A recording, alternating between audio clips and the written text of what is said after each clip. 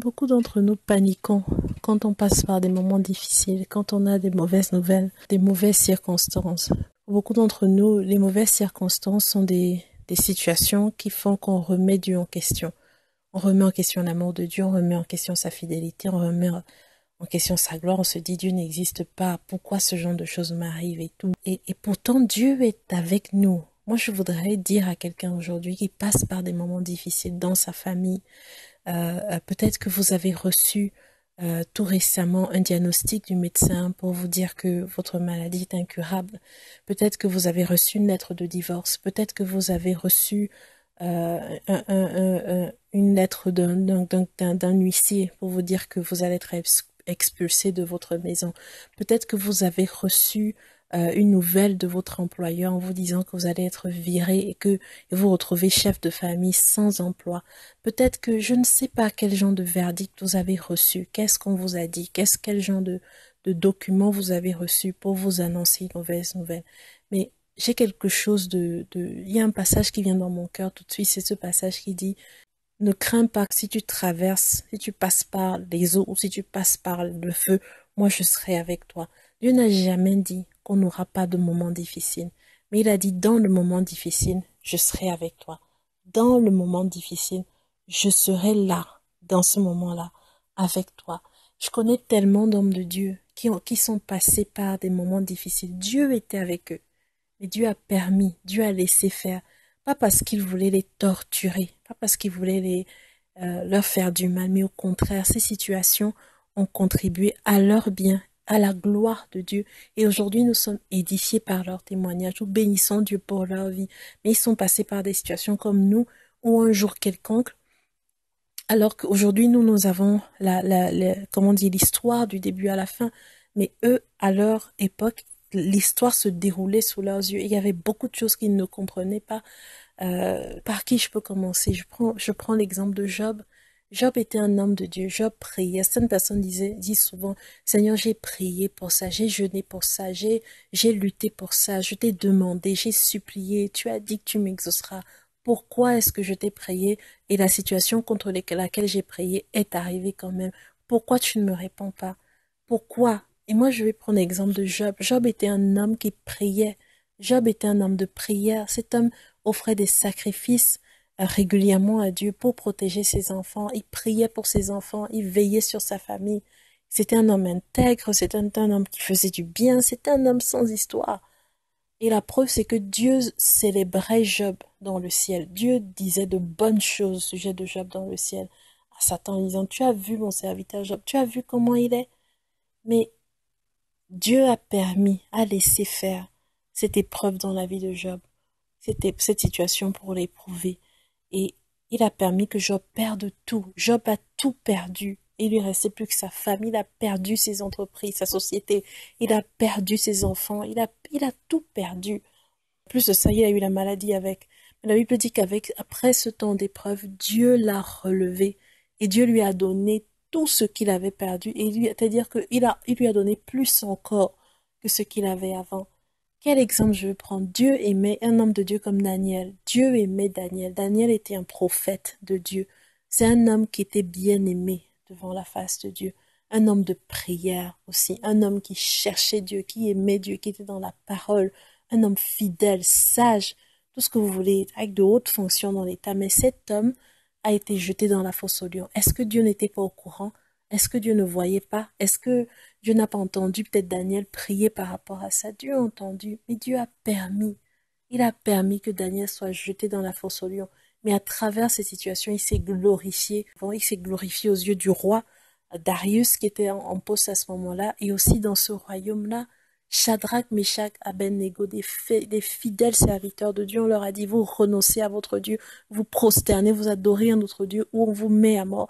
Et ils ont préféré la mort, ils ont trouvé que la mort était un gain pour eux. Et ils ont dit, si Dieu nous sauve, tant mieux, si Dieu ne nous sauve pas, tant pis. Mais la Bible dit que quand ils ont été jetés, j'ai oublié de dire pour Daniel que quand ils ont été jetés dans la fosse au lion, un ange a fermé la bouche du lion.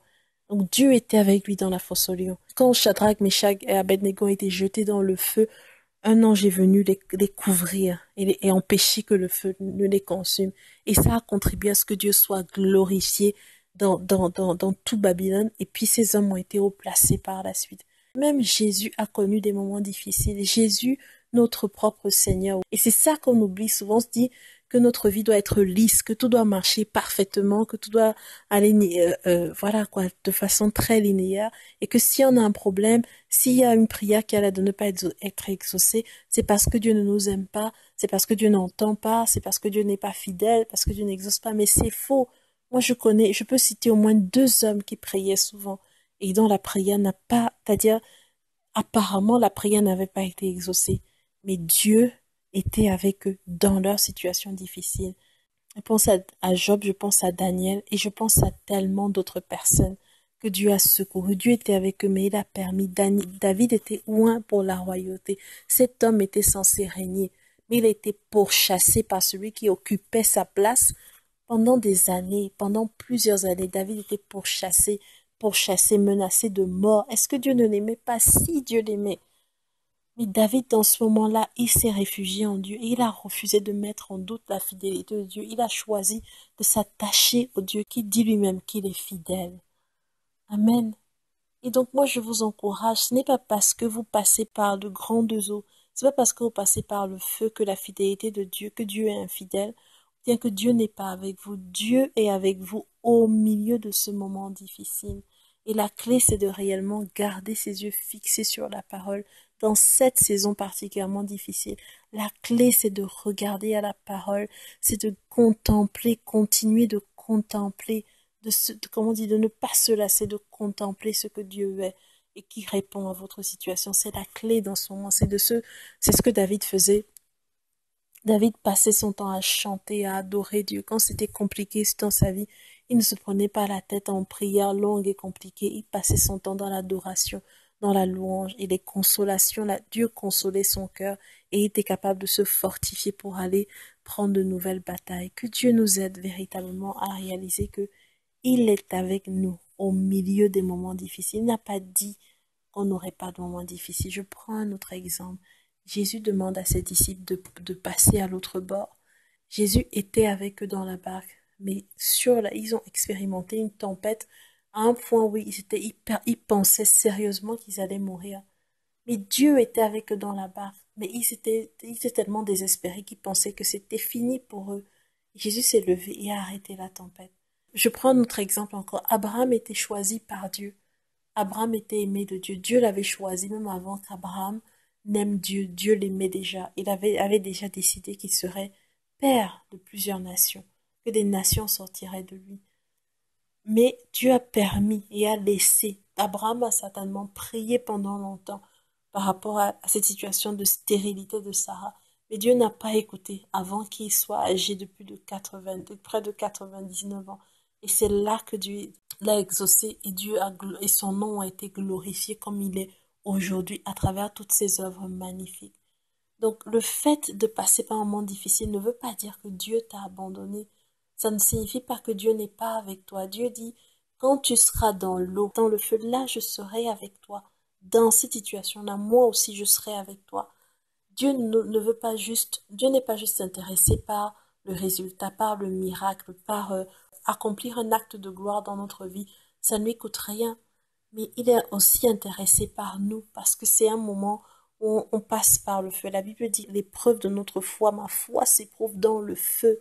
Et le feu, c'est l'adversité, c'est des moments difficiles. C'est ça qui éprouve la foi. C'est ça qui éprouve la foi. Et la Bible dit que ma foi est plus précieuse que l'or et que l'épreuve de ma foi produit la patience produit la persévérance, l'espérance, etc.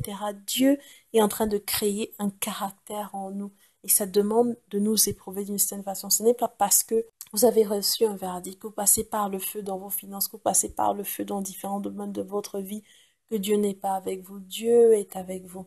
Et lui-même, il vous sortira de cette situation. Gardez vos yeux fixés sur la parole et maintenez-vous dans une attitude de reconnaissance et d'adoration devant chacune de vos circonstances.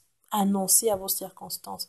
Parlez à vos circonstances et dites-leur, je me ris de toi, circonstance. Je me ris de toi, diagnostic de médecin. Moi, je sais que mon Dieu est fidèle.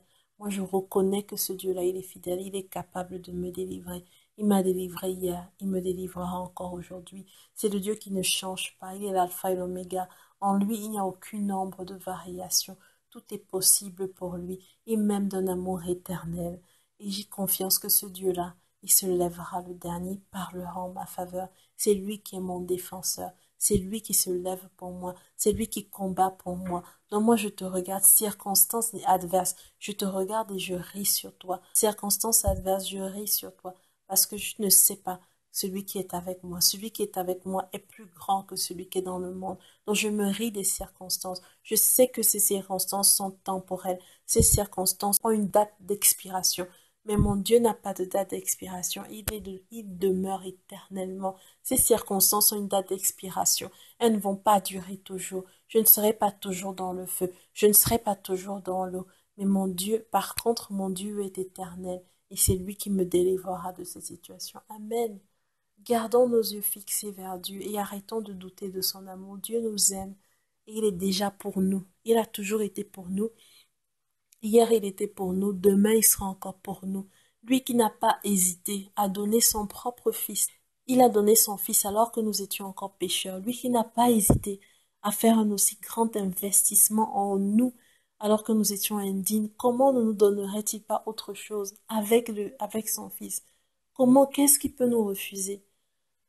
Maintenant, Dieu est aussi bien intéressé par le résultat où il va être glorifié que par la transformation qui s'opère en nous pendant qu'il est en train de nous tester.